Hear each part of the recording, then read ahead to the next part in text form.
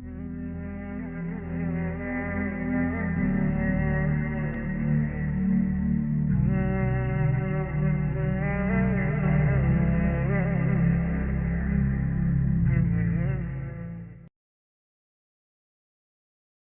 میری بیوی بہت بد زبان ہے، میں کئی دفعہ طلاق دینے کی سوچ چکا ہوں، لیکن میرے 3 بچے ہو چکے ہیں، بچوں کو دیکھتا ہوں تو پھر میں اپنے صبر کا گھونٹ پی لیتا ہوں، ورنہ میرا جی چاہتا ہے اس کو ابھی طلاق دے کے گھر سے نکال دوں۔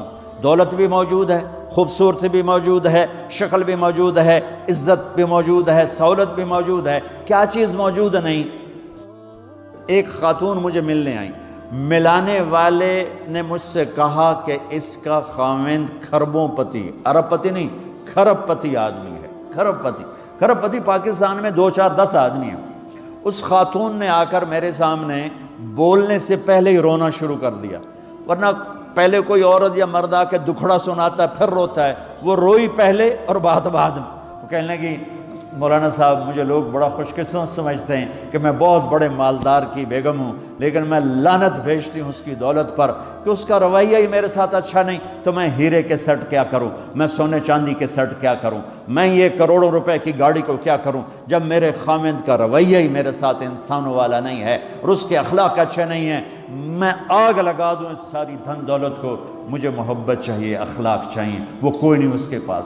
چند دن بعد دوسرا واقعہ سنا، ایک نوجوان بڑا خوبصورت، وہ بھی اسی طرح لیکن اتنا مالدار، کافی مالدار، وہ آ کے میرے پاس بیٹھ کے رونے لگا، مولانا صاحب اب میں کیا کروں، میری زندگی برباد ہو گئی، میرا اتنا عالی شان گھر ہے، اتنی اچھی میری کمائی ہے، آمدنی ہے، لیکن میں کیا کروں۔ یہ اسی کے الفاظ بتانے لگا ہوں، میری بیوی کی زبان 20 فٹ لمبی ہے، میں کہا رکھ دی کتنے 20 فٹ چاہتے، میں کہا بچوں 19 فٹ کٹ دے شاید کچھ کم بن جاوے۔ کہ میری بیوی بہت بد زبان ہے، میں کئی دفعہ طلاق دینے کی سوچ چکا ہوں، لیکن میرے 3 بچے ہو چکے ہیں، بچوں کو دیکھتا ہوں تو پھر میں اپنے صبر کا گھونٹ پی لیتا ہوں، ورنہ میرا جی چاہتا ہے اس کو ابھی طلاق دے کے گھر سے نکال دوں۔ دولت بھی موجود ہے، خوبصورتی بھی موجود ہے، شکل بھی موجود ہے، عزت بھی موجود ہے، سہولت بھی موجود ہے، کیا چیز موجود نہیں؟ اخلاق موجود نہیں، حسن سلوک موجود نہیں، پیار محبت موجود نہیں۔ اب اپنے گھروں میں اگر خوشی دیکھنا چاہتے ہیں، ہر رشتے کو اگر آپ آباد کرنا چاہتے ہیں تو میرے نبی والی محبت دینا سیکھیں، میرے نبی والی محبت دینا سیکھیں، اپنے بچوں کو بھی، اپنی اولاد کو بھی، اپنے بہن بھائیوں کو، اپنے ماں باپ کو، ساس بہو کو، بہو ساس کو، سسر بہو کو، بہو سسر کو، بھائی بھائی کو، بہن بہن کو، اللہ کے واسطے برداشت کرنا سیکھو۔ مجھے میرے رب کی قسم ساری دنیا کا چین و سکون برداشت میں ہے، صبر میں ہے، صبر میں ہے، صبر میں ہے۔ زبان۔ ایک نوجوان میرے پاس آیا، کہا جی میری بیوی سے لڑائی ہوتی، مجھے کوئی تعویذ دو۔ میں نے کہا بیویوں پہ تعویذ اثر ہی نہیں کر سکتا۔ کہنے لگا کیا کروں؟ میں نے کہا ایک عمل بتاتا ہوں، سنت عمل، کہ 1-2 لقمے اپنے ہاتھ سے بیوی کو کھلا دیا کر۔ وہ کہنے لگا اس سے کیا ہوگا؟ میں نے کہا تو تم دیکھو گے، پھر میں پوچھوں گا تم سے کیا ہوگا۔ میں نے کہا یہ سنت عمل ہے، اس سے محبت بڑھے گی۔ کوئی 8-10 دن گزرے تو اس کا فون ویسے آ گیا حال احوال پوچھنے میرا، تو مجھے اپنی بات یاد آ گئی۔ میں نے کہا میری بات پہ عمل کیا تھا؟ کہنے لگا نہیں۔ میں نے کہا کیوں؟ کہنے لگا شرم آتی۔ میں نے کہا لڑتے ہوئے شرم نہیں آتی؟ کبھی کوئی کمزور سے بھی لڑتا، عورت تو بیچاری کمزور ہے۔ چلو یہاں کی عورتیں طاقتور ہیں، سنا ہے کہ بڑی شیرنیاں ہیں اور ان کے خامد سارے بکری، یہ شیر ہیں، الٹا ہی کام ہے، یہاں عورتیں شیر ہیں، خامد بکریاں ہیں۔ چلو بھائی تم مہربانی کر کے اپنے خامدوں کو عزت دو، اور ان سے کہتا اپنی بیویوں کو عزت دو، محبت سے رہو۔ تو میں نے کہا بے وقوف، کبھی کمزور کے ساتھ بھی کوئی لڑتا ہے، اس میں تمہیں شرم نہیں آتی اور اس میں شرم آتی ہے؟ سنت۔ میں نے کہا چل کر اور مجھے بتا۔ کوئی 2 گھنٹے بعد اس کا فون آیا، کہا مولانا دوپہر کا کھانا تھا، میں نے اپنی بیوی کے منہ میں لقمہ جو دیا نا تو اس کا منہ وہیں کھلا رہ گیا۔ وہ کہنے لگی تو نے خود تو کیا نہیں، کسی نے تجھے بتایا ہے؟ کس نے بتایا؟ تو بتا، تیرے اندر یہ ظرف نہیں ہے، تمہیں یہ سبق کس نے پڑھایا ہے؟ اس نے کہا مجھے یہ سبق مولوی طارق جمیل نے پڑھایا۔ تو کہنے لگا میری بیوی نے ایسے اپنی جھولی اٹھا لی اور کہا مولوی طاہر جمیل اللہ اس کے بچوں کو سلامت رکھے جس نے تمہیں انسان بنایا۔ میرے بھائی بہنوں صبر کرنا سیکھو۔ ہماری ایک دھوبن تھی ماسی شریفہ، مر گئی بیچاری، تو وہ آگئی میری بہن کے پاس، چھوٹا قد، موٹی ڈٹی تو بڑی لڑکی، پوری شیرنی۔ وہ آ کے کہنے لگی میری بہن کو، اور میری بہن تو انہوں چنگی طرح جان دی ہے، بی بی میری نوواں بڑیاں لڑ دیاں، میں نے کوئی تویز دے ساریاں میری نوکر بن جانا۔ اب میری بہن کو پتہ تھا کہ وہ سارا لڑائی دا تماشا تھا، ماسی شریفاں تو شروع ہوندہ، ادو تو ہوندہ ہی کچھ نہیں، بیچاریاں معصوم جیاں چھوٹیاں چھوٹی عمر دیاں۔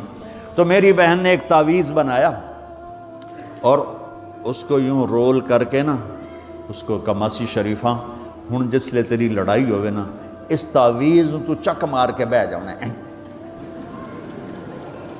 تے چھڑنا نہیں، جے تو چھڑیا تو مر جانا ہے، انہوں پکا کر کے رکھیں۔ اس نے کیا کیا؟ ماسی شریفہ کو چپ کروایا۔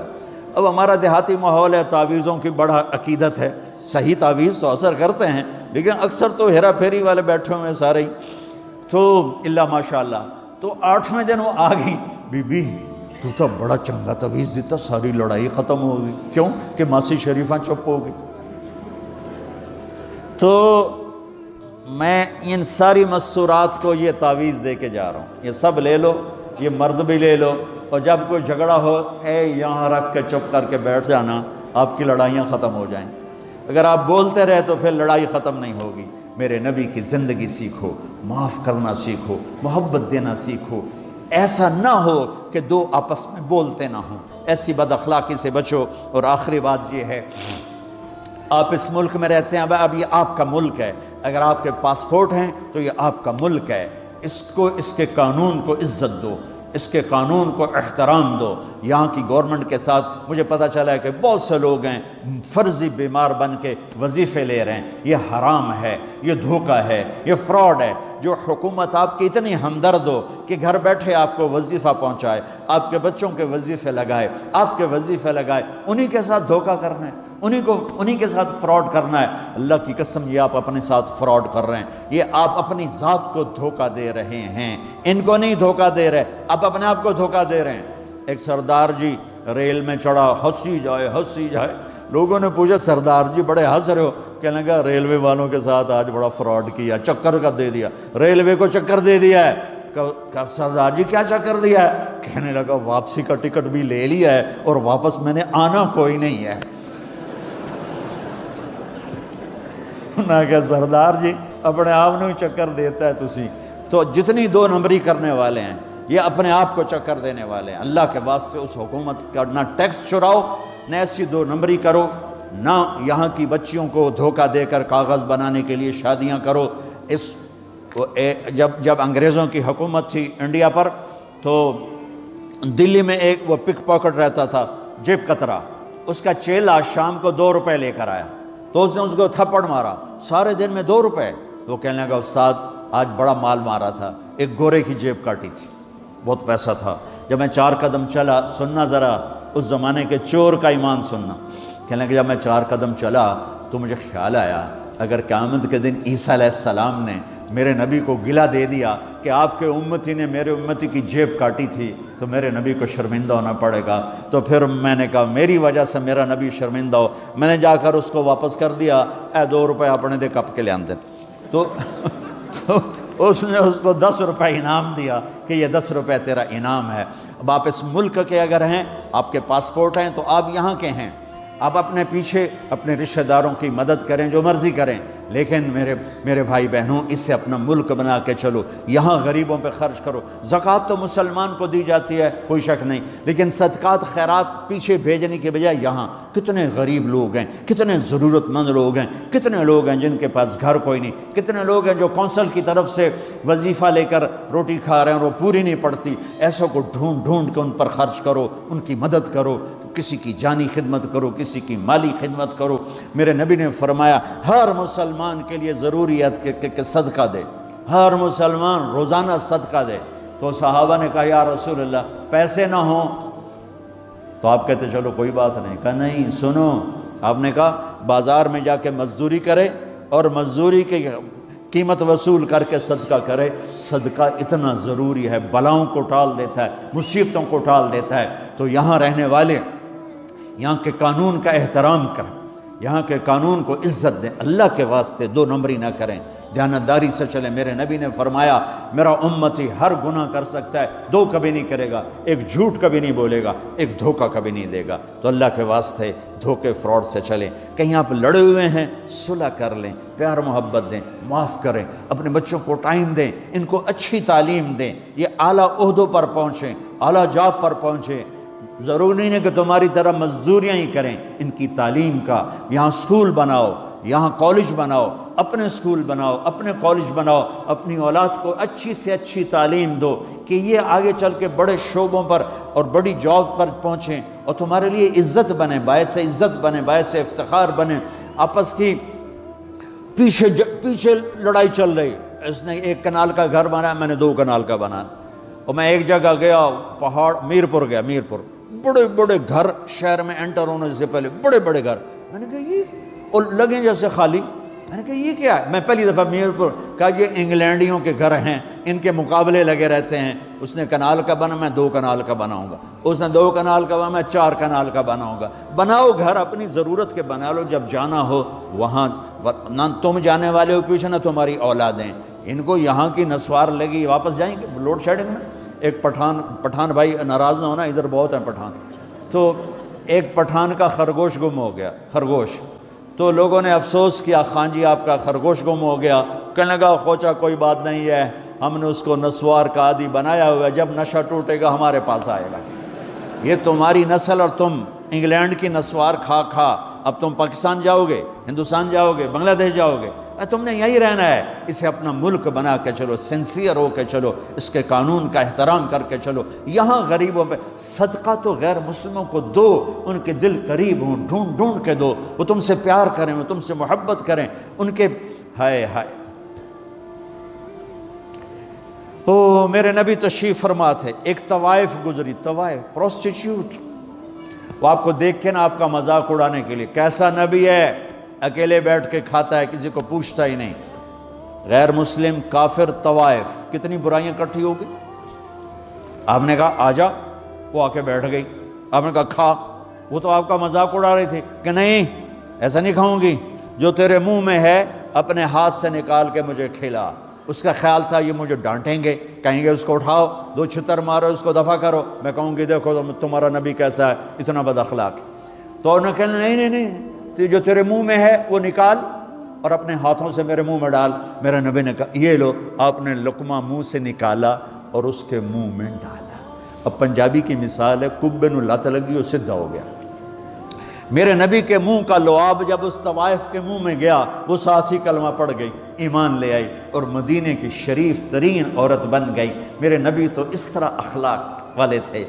یہاں تو نوکر سسٹم نہیں، میں پاکستان میں بھی روتا رہتا ہوں کہ نوکروں کے برتن الگ ہیں اور مالکوں کے برتن الگ ہیں، عورتوں کی نوکروں کی پلیٹ الگ ہے اور مالکوں کی پلیٹ الگ ہے۔ میرے نبی نے طائف کے کافر آئے، روزانہ ان کے ساتھ بیٹھ کے رات کو کھانا کھاتے تھے، ان کا جھوٹا کھاتے تھے۔ یہ اخلاق تھے جس نے انہیں کلمے میں داخل کر دیا۔ نجران کے جوڑ نظر آئے گا، اور میرے رب کی سنو، ان استقالنی اقلت لا، تو توبہ توڑ کے لے آئے 1 دفعہ یا 1000 دفعہ، ایسا جوڑوں گا کہ جوڑ نظر ہی نہیں آئے گا، بے جوڑ کر دوں۔ اور یہ تیرے کرامن کاتبین کو بھی نہیں پتہ چلے گا کہ یہ توبہ ٹوٹی ہوئی ہے اور ٹوٹ کے جڑی ہے یا ٹوٹی نہیں۔ اللہ ایسی توبہ ہماری قبول کرے گا۔ جب ہو توبہ کرو، جب ہو توبہ کرو۔ تو نیت کرتے ہو توبہ کی؟ اگر ہم نے سچے دل سے کر لی تو اللہ کی قسم یہیں بیٹھے بیٹھے ہم سب ایسے ہو جائیں گے جیسے ماں کے پیٹ سے نکلے ہوں۔ اور پھر اگر ٹوٹ جاتی ہے، وہاں جا کے ٹوٹ جاتی، پھر کہنا یا اللہ میری توبہ۔ ماں تنگ آ کے شاید بچے کو مارنے لگ جائے، لیکن میرا رب کبھی تنگ نہیں پڑتا، جب بھی جھکو گے معاف کرے گا، جب بھی جھکو گے معاف کرے گا۔ اللہ تعالی ہمیں توفیق دے۔ تو میرے ساتھ کہو یا اللہ میری توبہ، پھر کہو یا اللہ میری توبہ، پھر کہو یا اللہ میری توبہ۔ اب اگر دل سے ہے تو سب معاف ہو گیا۔ آپ سب کو مبارک ہو۔